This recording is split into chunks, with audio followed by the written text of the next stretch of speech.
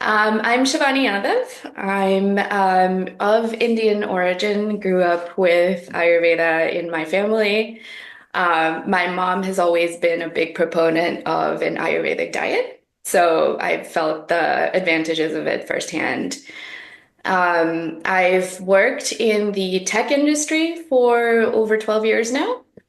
And with it came stress and all the related lifestyle factors. And I've especially found that Ayurveda and meditation, yoga has been helpful to me over the last 5 years, since we started a family and, we've been heads down. So, would you like to go? Yeah, kind of very similar upbringing. Grew up in different pockets of India, mostly not India. Um, and in experience wise, starting a career at fintech, financial firms, a lot of stress, and then joined a healthcare company, which was focused on cancer research. So saw like firsthand challenges with the industry itself, and what are the bottlenecks um, and the progress that's been made over the years, and just, as Shani said, starting a family, we saw, the benefits of, looking at Ayurveda and like, things that we have grown up with, and maybe we didn't really fully realize the importance of them. But, just looking at it now, it just seems, wonderful place to sort of invest our energy in now. And that's the place we're coming from. We have some background in technology and healthcare, but what we find very interesting and exciting is how do we, leverage that knowledge, information, and be at service for, making this field a little bit more broader and have a broader reach, I guess. That's great. So we're in a perfect place at the right time. Yeah, yes. So my background with Ayurveda is that it's a very sort of graceful, life's poetry way of introducing it to me. So I am I was born and raised in Bronx, New York, as an Italian American. I was born here, but Italian was my first language and first aspect of culture and relationship to that culture, integrating into the American culture. Um, Even though my family had been here for a few years. And so, from the upbringing, we had sort of grandmother's medicine from old Italy that we would do basic home remedies for things, before immediately running to the doctor for any bigger thing. Um, Mhm. you know, so that aspect of nature was always sort of interwoven just by culture.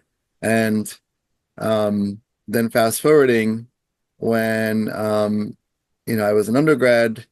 I had taken a yoga class for anger management as my elective and completing my degree in psychology. I was on the trajectory of becoming a clinical psychologist, but as I was completing the bachelor's, I needed to take a break and just felt like I needed to just jump into the world a little bit more. And I was taking like holistic classes here and there and things like that, and pursuing like oil therapy, aromatherapy. Then I jumped into Chinese medicine and shiatsu training and other modalities. But I was then in the direction of Chinese medicine. And then I came to Philadelphia and I wanted to take a yoga teacher training program because I had been practicing yoga from undergrad. That seed Mhm. was planted. And I wanted to do it properly to know all the ins and outs, the history, the culture, the names of the poses properly. And in that program was Ayurveda. And at that point, I had never heard of Ayurveda, and most people had not heard of Ayurveda. It's not really much of a thing. Mhm. And when this was introduced to me in teacher training program, I was very curious about it. And so I remember one of the first lectures, my mentor at the time, my teacher, he was discussing milk and the medicinal value of milk for Ayurveda.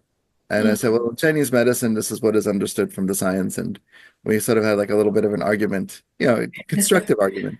And he Mhm. said, just go home and, you know, make a milk decoction with these specific medicines or herbs and let me know.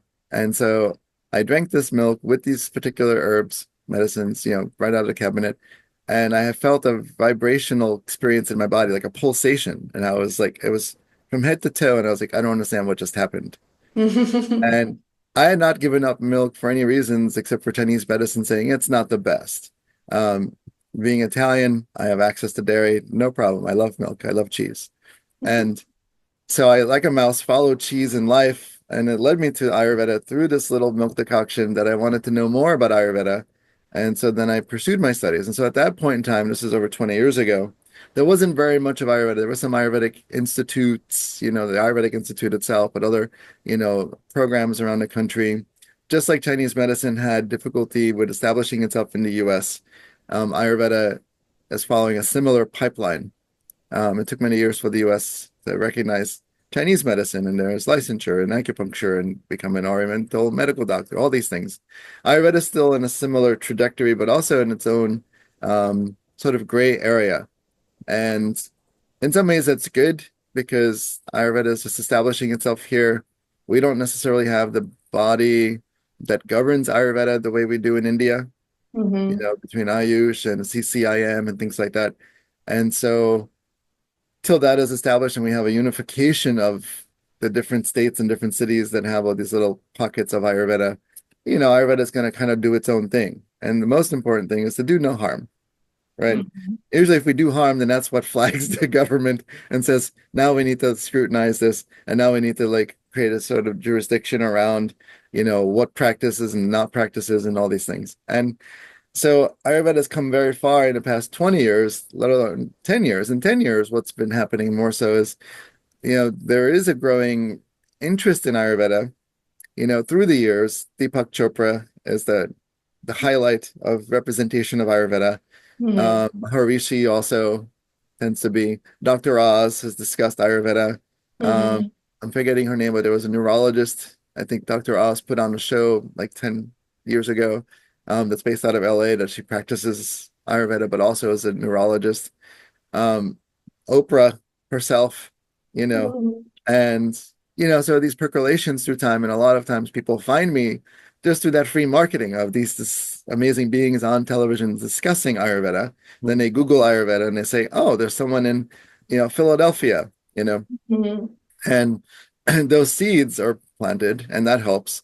And so the research in India has gained great momentum now with really establishing Ayurveda in a scientific modality through representation of like journals and articles and all of these things so that we can parallel scientific research in the West or allopathic medicine, and so that Ayurveda is parallel. It's almost like Ayurveda has to prove itself, although it's proven itself because it's over 8,000 years old. Right, If it was right. a farce of a system, it would not have survived this long. Right. Similarly, Chinese medicine is the same.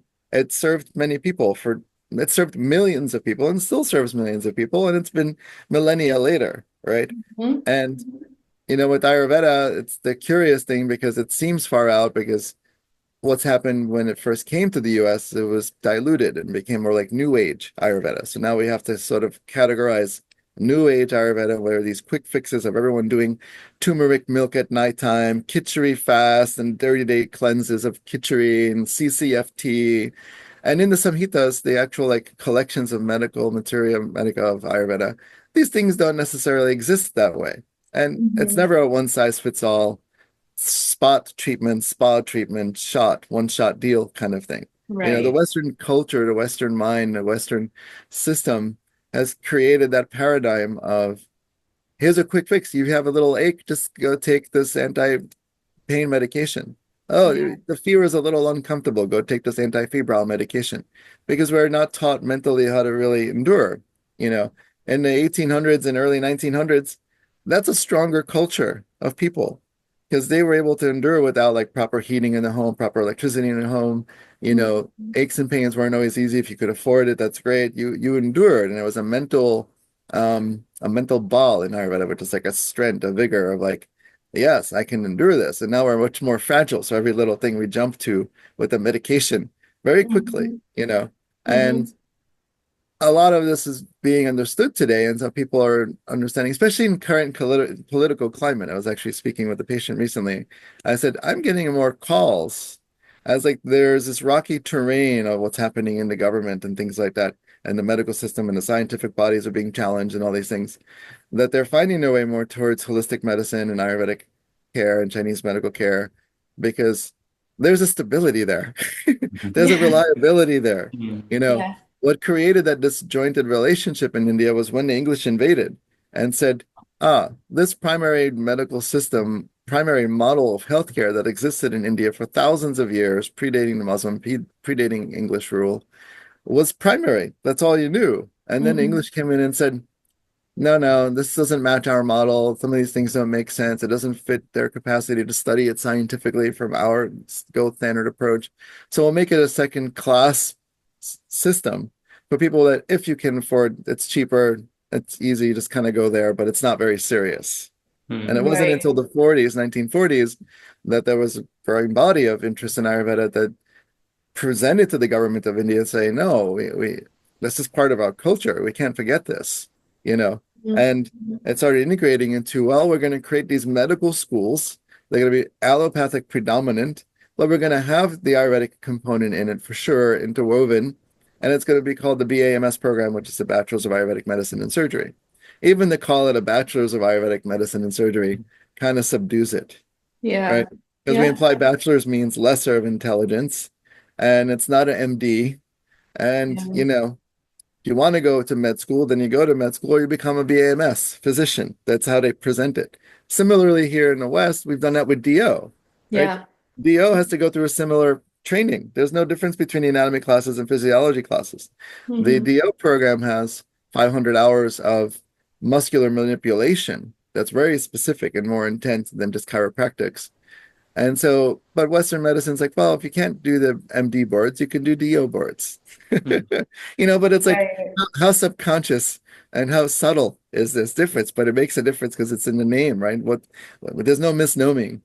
Yeah. Yeah. So this percolation in the past couple years, 10 years or so, has brought in awareness of Ayurveda, people having more understanding of these things. One of the barriers, you know, going into some of the questions that you emailed, is like Ayurveda, the pronunciation. It sounds very weird. It's easy to say Chinese medicine, you know, Hmm. Mm. but it's not easy to say Ayurvedic medicine. It wouldn't be called Indian medicine because that's not proper, because Ayurveda implies that it is universal in its own capacity just by design by the name. It doesn't have to make it secular to India. It's assumed that it's South Asian because it was given birth to in South Asia, but Hmm. by design, the principles are universal. And how can it be applied to any culture in the world, to any person? Ayurveda is available to everyone. There's no, you know, and Chinese medicine also, because you're working within this context of five elements, and five elements exists universally. So knowing that you can apply it to anyone anywhere, there's no difference, subtle differences with like northern versus southern, you know, eastern versus western, you know, like of course you have to account for that because that's the holistic capacity. Uh, Hmm. so if Hmm. you get past the barrier of the nomenclature of Ayurveda, and then you're like, oh, what is this? I'm taking these herbs, I'm doing things with oils, I'm doing these weird treatments. You're putting oil here and oil there, and you might end up throwing up here and there because this is certain protocol. And you know, it's very different, almost antithetical to Western medicine, because Western medicine's in its own way, you know, doing its own thing. And Hmm. what makes Ayurveda or Chinese medicine amazing is that it's embraces all the systems. It says, everyone has equal opportunity here. Everyone's serving a purpose. The biggest purpose is we're all here to help people feel better, right? Hmm. You know, and Yeah. everyone's doing their best. No system is 100% perfect. Yeah. But Mm. with regards to holistic, Ayurveda is the first and original, oldest holistic medical system in the world, and Hmm. it's scientifically driven. It's not just, you know, it may have started with these amazing beings or sages or rishis, you know, in the Himalayas having these conversations and meditating and really getting these downloads from the universal consciousness because they were that open and capable at that point in time. No, not so much so. Yeah. Wi-Fi gets in the Yeah, way. no Wi-Fi. They didn't have to Google what does this mean, Yeah. you know. But from that dialogue and conversation and communication and interaction and intelligence and manifested into the science so that when we had these samhitas, which were the written collections of these masters, Charaka Samhita, Sushruta Samhita, Bhagbat, Kapila, you know, you know, um, you know, it's like all these great beings are, bestowing upon us, like, here's this understanding that is timeless. When people Mhm. refer to Ayurveda as an ancient system, it also Mhm. implies it might not have as much relevance because it's Mm. old-fashioned. Right. But Yeah. the thing with Ayurveda, it's like saying, yeah, that concept of gravity, it's kind of outdated now. So, there has to be another concept to define the scientific physics capacity of how this pull is happening with humans on the planet and keeping things. It's not ancient and it has not lost value. You know, it's understanding how Absolutely. to interpret the medical information in the scientific data collected in managing all diseases and how to apply it to each individual.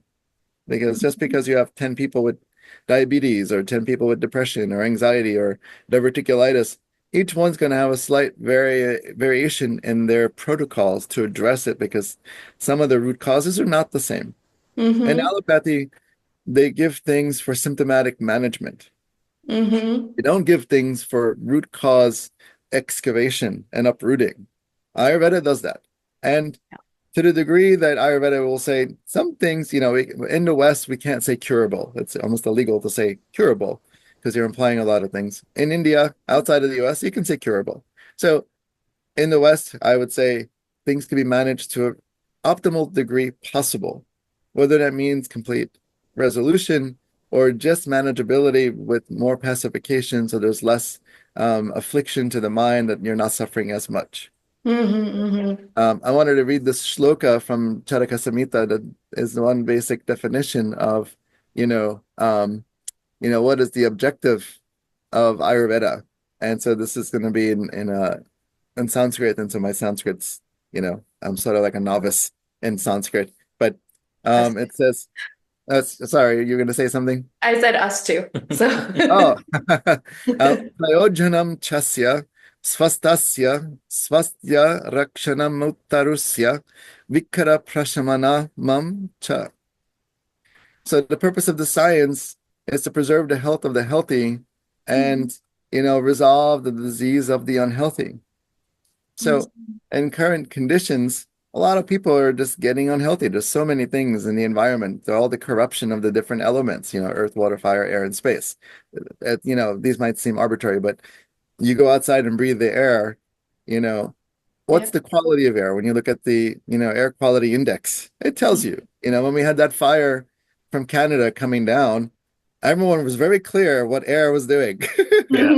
Mm-hmm. Mm-hmm. There was no dispute like, oh, air is air. Of course.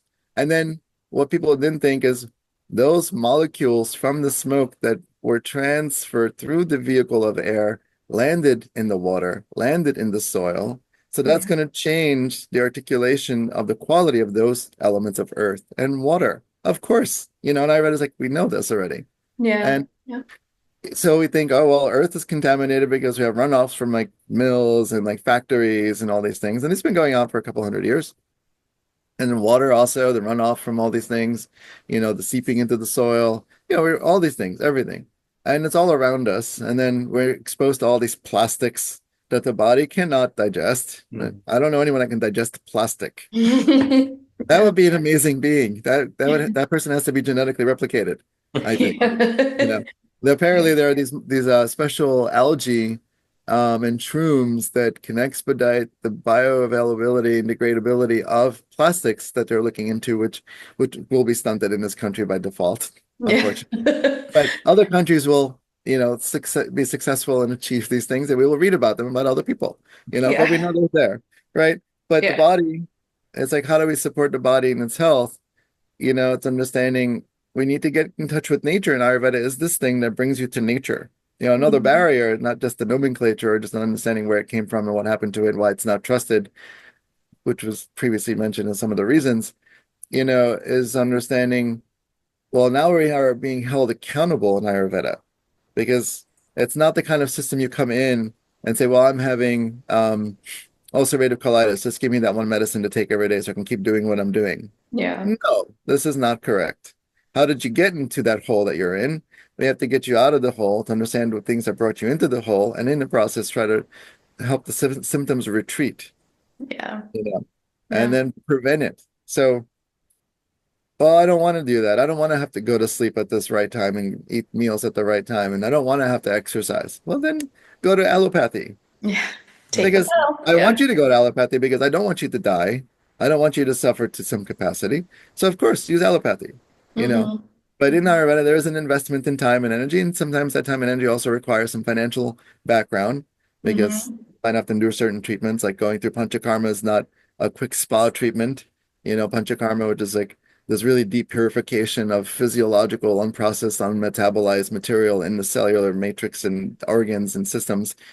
It's a very radical, aggressive process. And it takes time and money because there's a lot of medicines to go into it. You have to commit to a week or two and repeat this a couple times a year. And in Ayurveda, these particular treatment offerings are at the utmost emphasized now because of the state of the world that we're in, the state of health, and everyone's increasing with diabetes and depression and hypercholesteremia and just hyperlipids and anxiety and neurodivergency. Like there's more diagnoses coming out more than ever existed. Yeah. Yeah. You know, Absolutely. and psychology is growing as a field more and more to address more psychological disorders. Why are we so distressed? Why are we creating so many new things? Yeah. And some of it is because the cellular intelligence is being obstructed by these unnatural things that we're contaminated by. Of course. How are we going to think Absolutely. clearly in Yeah. the world? How are we going to make proper decisions? How are we going to vote properly and clearly with clear mind, with knowing all the right information, sifting through all the noise and smoke and chaos to see like what's true right here? Mm-hmm. No, we can't. We're too busy. Right? Oh, I Yeah. have no time for this. I have no time for that. Well, Yeah. when you have disease, if you don't make time for health, disease will make time for you. Promise. You know? That's a really good way to put it. Yeah. Well, you just dropped so much knowledge on us. I appreciate that so much. Process it. Yeah. So, May I ask you a question? yes. You were mentioning, so all of these celebrities kind of came out and advocated for Ayurveda. Hmm. Is that sufficient, do you think, for people to find out more about the field and to lend it credibility, or are they looking for more evidence, if you will, before seeking out treatment? Um, it's all the above, right? So like when we go back to the commercials of the 60s and 70s and 80s and the promotions of like the sodas, like these Hmm. great, these movie actors in all these movie scenes having Mountain Dew and Pepsi and Coca-Cola and Marlboro and Newport cigarettes. You could see the pack, Yeah. oh, well, so and so is smoking this, then that makes it cool. Like there's a whole psychology to marketing. Yeah, I remember learning this in undergrad. A lot of the things that are marketed, what things are positioned on what shelves and the stores that you go in, and there's no accident there. Hmm. Hmm. None at all. What's the first thing you see when you walk in?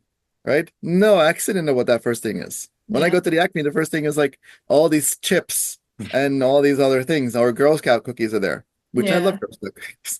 But it's like, what's the first thing you see that captures you? And with the attention span that's decreased from 2.5 minutes to 9 seconds now, what's the fastest thing you can get within your thing? And it's the first thing that you remember. First and last Mhm. things, are the things you remember the most, Hmm. right?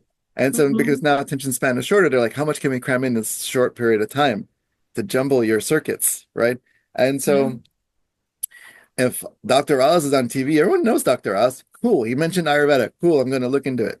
Now, Yeah. if Ayurveda was properly represented by Dr. Oz, means he understands the science to its complexity, not just its Hmm. simplicity of like Vata Pitta Kapha dosha, and we're doing this special tea and a special soap and a special herb. We Yeah. don't. That's a disgrace to the Ayurveda. It plants a seed of the word Ayurveda, but then people are Hmm. expecting these like, oh, this is cute. I want to have the special oil. Yeah. No. So it's sort of like a double-edged sword. Like it's getting it out there because this is what we know. This is culture. And then it's like when you come in and you tell me, oh, I heard about this special 30-day cleanse, and it's going to heal Mm-hmm. my chakras. Ayurveda has written volumes on chakras, more so because it depends, because that comes from the yogic system. Of course, you know, it's understood. But when they're coming in with this like, you know, floofy kind of like very like new agey, like everything's healing and everyone's love. And Yeah. yes, on an esoteric level, of course, but there is science here. There is no coincidence of the science and that diseases are treated accordingly per constitution, what all the variables are to be considered when a person's being met in a consultation and the protocols being designed for that individual.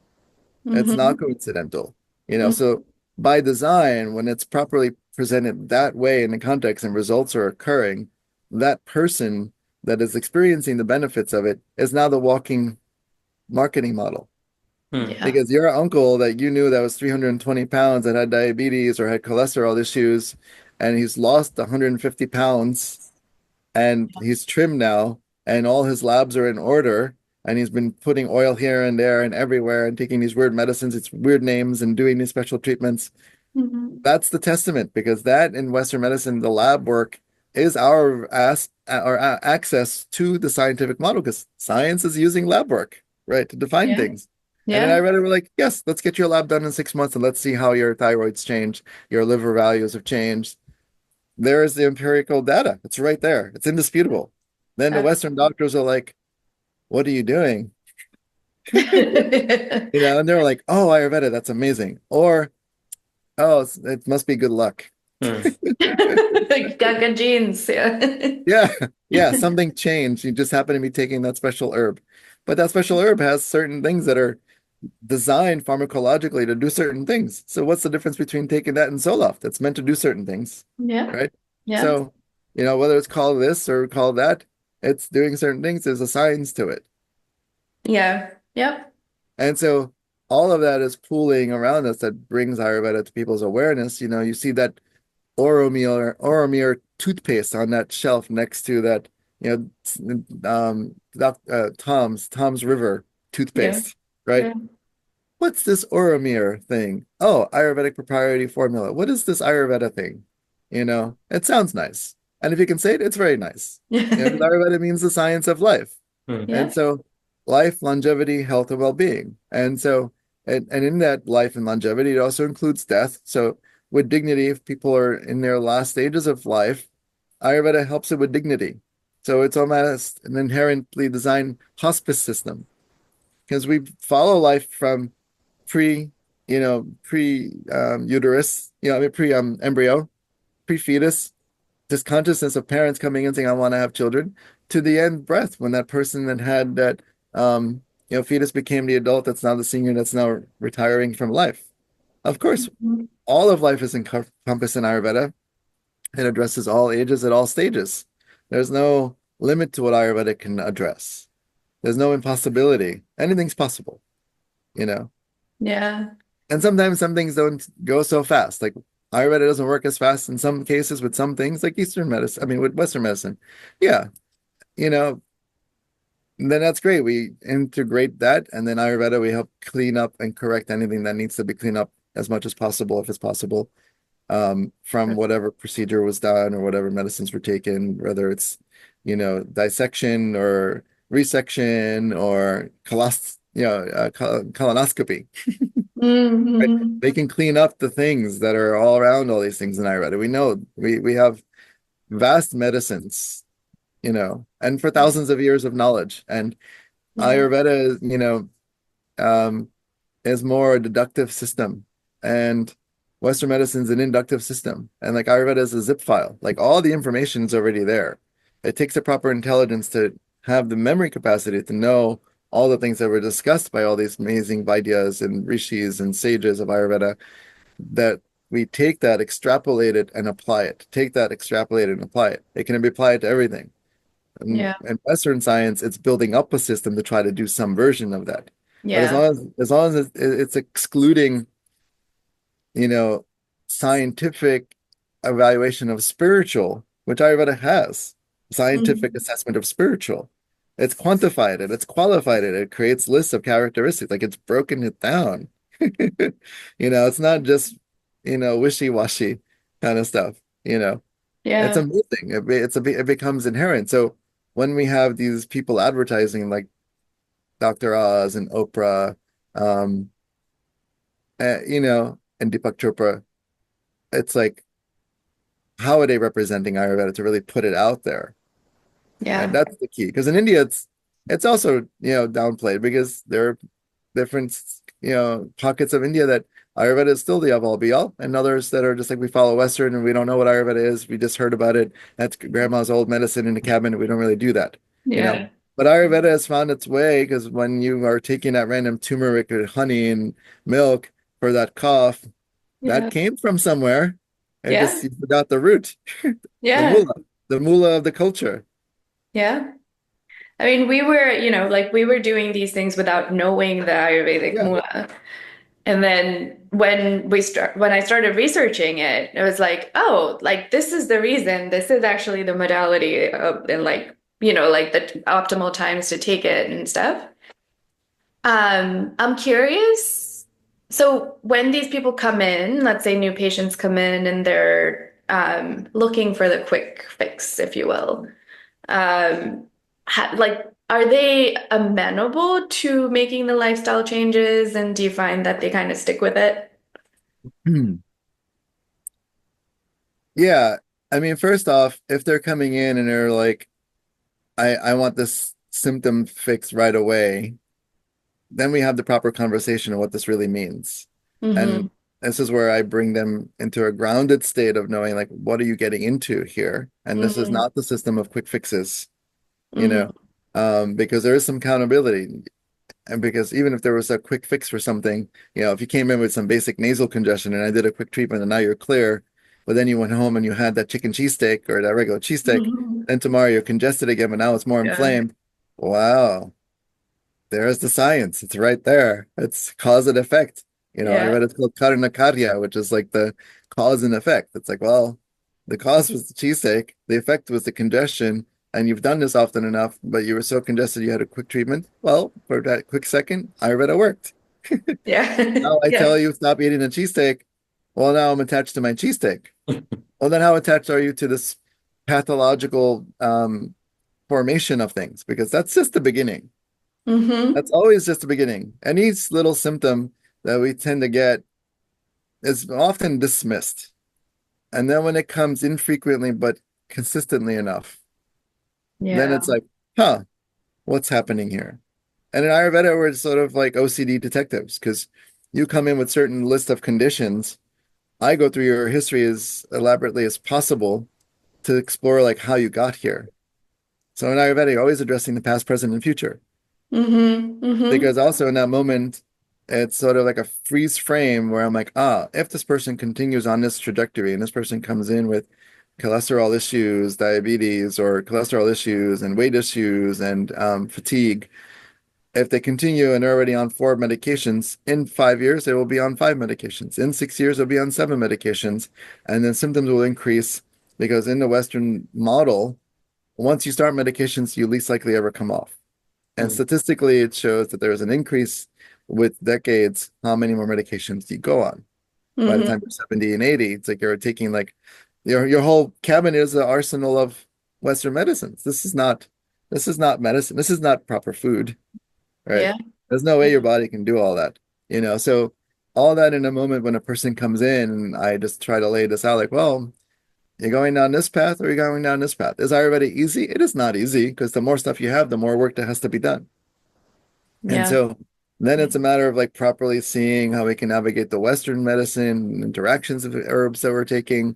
And maybe the ideal goal is to see as you're making progress, in your case, maybe some of these medicines start to reduce in dose and maybe they start dropping off the list, which is ideal Mm-hmm. in Ayurveda. Mm-hmm. And Mm-hmm. if we can get people off of a lot of allopathic medicine because they're doing all the right things to do that, Yeah. right? Oh, I don't want to be on this cholesterol medicine. Well, how did you get cholesterol to begin with? Mhm. We Yeah. have to undo the chain that created that chain of events. Oh, that's a lot of work. I don't want to do that. Yeah. And say with Western medicine, because I don't want you to die and I don't want you to get thrombosis or get any kind of like stroke or cardiovascular disease like heart attack or something like that. So Yeah. of course, my professional advice would be then do Western medicine, of course. you Yeah. know. Otherwise, you're investing in time and energy. And also, even though Ayurveda is for everybody, not everyone is for it because there is a consciousness to it that holds you accountable. Yeah. It's not, Yeah. it's like any recommendations I give, that's your homework assignment. I Yeah. can't come to your house and say, you might develop my voice in your background. I have patients that come in and say, I hear you when I'm about to grab that chip and cheese. And I'm like, that's good. I'm like, do I have a nice voice? And like if it's helping you to like navigate like, oh, I shouldn't do this, then that's great. Because then Yeah. eventually your voice should replace my voice, right? Yeah. And then when I've given you enough tools in your toolbox to navigate certain things, and you say, "Oh yeah, I started getting the flu last week, and I remember the one time you helped treat me with this condition, and I did this thing in the box, and I'm much better now. This is great, you know, Yeah. because that means now you're learning, and now you're making the cause and effect relationship to like what got me to that place in the beginning and to begin with, Yeah. It becomes right? like a So cycle. you have an increased awareness in working in Ayurveda that you don't make connections to, that we make all the connections. There's Yeah. nothing that we can't address, and there's nothing we can't explain. We can even explain the unexplainable. We say sometimes it's unexplained. Sometimes there's a disease with no name, but you're having symptoms. And I get some of those cases from Western doctors that are like, we don't know what's happening here. I don't know what this is. Mhm. Go see him. And then I'm like, oh, I love this puzzle, you know? And it's like when I was a social worker, case manager, I would get more of the complex cases that are a little bit sort of like slightly off norm. I liked that because that made me more curious. And I was more Mhm. successful with that. So my administrators or supervisors would say, "This is a really weird case. Go see him." Well, it's like in Ayurveda, it's like, oh, that weird thing that can't really be explained. Oh, this makes sense in Ayurveda. That's quite interesting. Yeah. You make it sound very fun. I try. I do crack the whip on some of my patients, and I am open to positive, constructive criticism. So when they say, maybe like lay off on the rain a little bit. You've beaten us a little bit enough with this. I'm like, oh, okay. Because I am so passionate and loving, and that I love to see the end results of like you thriving, and I almost want to get you there faster than you can. So Mhm. that's my personal like offering, and then I try to just rein it in and say, ah, thank you for the feedback, and let's keep going, and like this is what we need to do. And I try to meet people at their pace, and it's a meandering journey. It's not a straightforward journey. If it was, it would be the easy path, and I'd probably be making a lot more patients come through my door and a lot more money. Yeah. It's Yeah. like, oh, you had this issue. I need 15 minutes. Do this, this, this. I'll see you in 2 weeks. Right. Right. That'd be great. Here's Then your I would ICD never. code. Yeah, I think then I would start drawing concerns with the Western community. Like, who's this guy that has this office that seems hidden off the beaten path, and he's doing all these great things that we can't do, and there's changing the world. We Yeah. don't like him. We're going to go against them and file complaints, and we don't want to make enemies. And this is the thing about Western medicine to understand. Like, we're all trying to do the same thing here. Hmm. So if I'm helping and you're helping, there should be no question about how did I help. As long as the person feels better, and because Western medicine uses the placebo effect, and Ayurveda we don't really need to use the placebo effect because we know things work. Yeah. Yeah. And of course, mind has to be engaged. So it's like, what are the right things? So even if a Western doctor is telling the patient, this would be better for your health. If you took this, this is the medicine. That is a type of placebo. It's a subconscious sort of subliminal like message. So Mm. there's no difference. Yeah. That's true. I mean, in our work, right, we work in healthcare research technology, and there's a lot of focus on personalized medicine right now. What can Hmm. we find in the data to personalize dosage and lifestyle factors? Like, it's actually getting at the same thing, right? Your life is the medicine if you live correctly. But I mean, obviously, pharma is not incentivized to deliver that No, message. because they would lose money. Mm. Exactly. And or it would figure out a way how to jump ahead to rein it for its own purposes to capitalize on it. Yep. Yeah. And so in Ayurveda, there's very distinct shlokas. I'm not sure where, it'll take me some time to find it, but it's like if you're doing this for the purposes of money, then you're going against the inherent heart of Ayurveda. Now, Ayurveda should not be free Yeah. either. It Yeah. should be an honored system of scientific body of evidence and data collection and you know procedures for millennia, time proven, you Mhm. know. And so if we can remove the label that's been applied by the Western mind, it's woo-woo. What makes it woo-woo is when it's the diluted version of Ayurveda that they're perceiving as like, oh, I'm doing this 30-day Khichdi cleanse, CCFT, and I was told to just drink this tea to have a little loose stool on Saturday. Like that just makes it seem like, what are you doing? Like, where is this? But when you're coming in with conditions that are like diverticulitis or, anxiety disorder or schizophrenia, Ayurveda can address all this.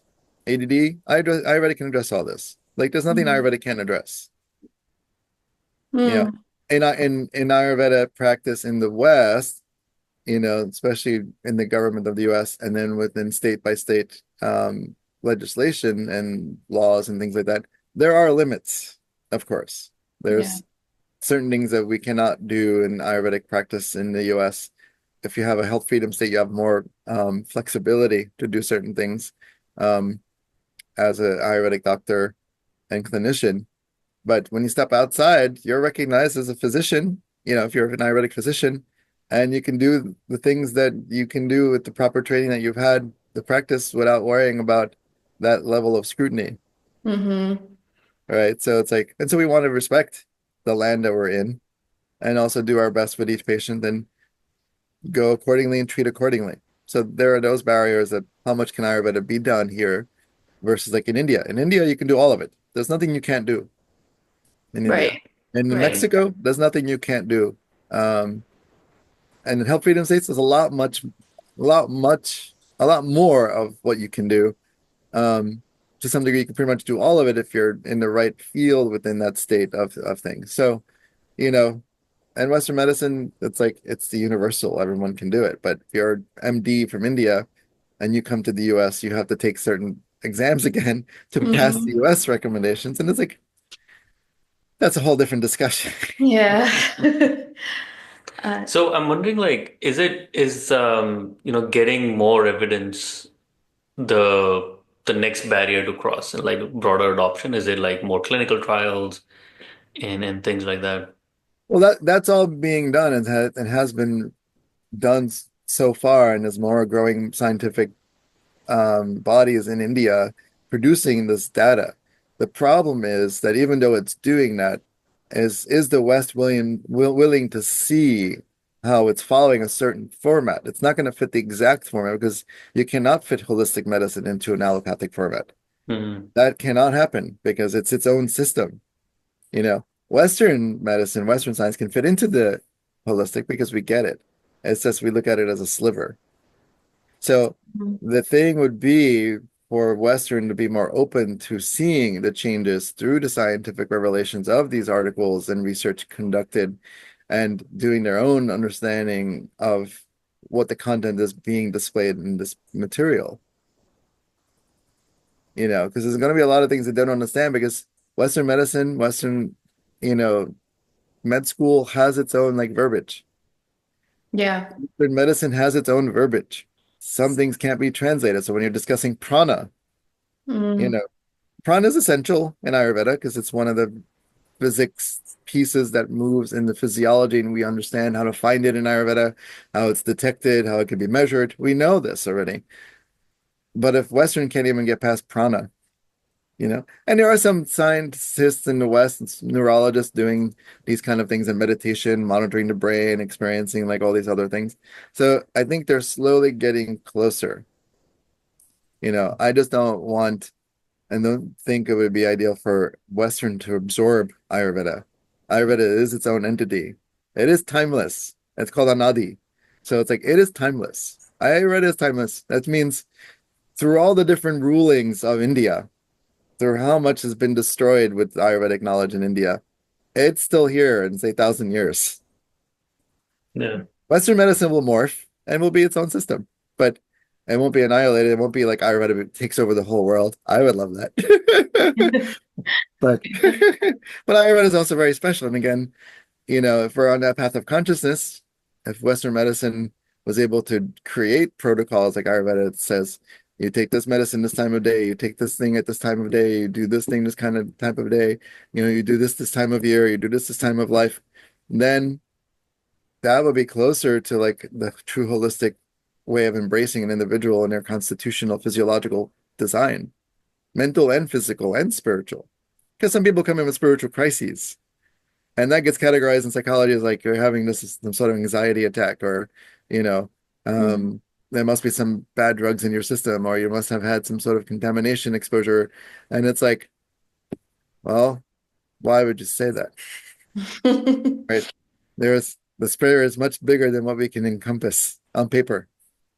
Yeah. Yeah. Not everything needs a label or, Yeah. yeah. Yeah. So Well, it's less yeah. of a patient journey, more of a personal journey that needs to be captured in some ways. Yeah. Yeah. Yeah. And Ayurveda observes all this and can quantify it and qualify it. We do both. You Yeah. know, when you come in Yeah. for a consultation, there's a lot of questions you are asked. Even the way I work, I send out a intake and assessment form. It's numerous pages, looking at a lot of different things all at once, just to see, because we have to look at the whole picture and all the different systems in Ayurveda to see how things connect. Hmm. It's not just like, oh, I have fertility issues. I'm not going to just focus on that. I'm going to go like this with my lens and go, huh, why does this person have fertility issues? What else is happening in their conditional state of a human existence? Because that's the human condition. Right. Oh, okay.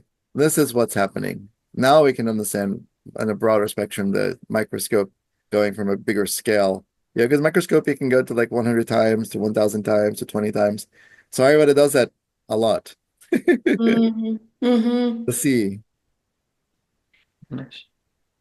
It's funny that they're coming out with like longevity medicine and concierge doctor services now, right? Which is like 8,000 years ago.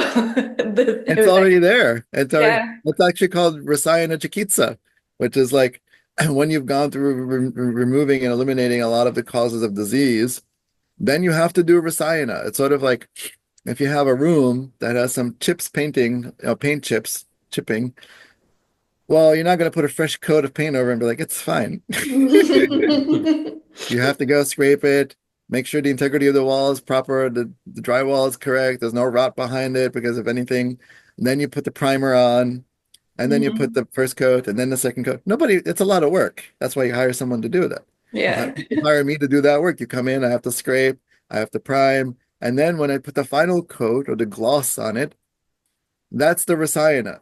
That's the thing that really promotes the longevity. But also what promotes longevity is removing basically the causative factors. So it's called Nidana Parivarjana, removing the causative factors of disease so that it prolongs your life. Because the more disease labels you get, that's not going to be the best quality life, and life might not be as long, Hmm. Hmm. right? So it's the process. And that's the longevity. I mean, Ayurveda in its word, Ayurveda, science of longevity, the science of life. It knows. It already has it out. Yeah. It's And like, ask Ayurveda, what does longevity really mean? yeah, Why yeah, are we so afraid? that's absolutely true.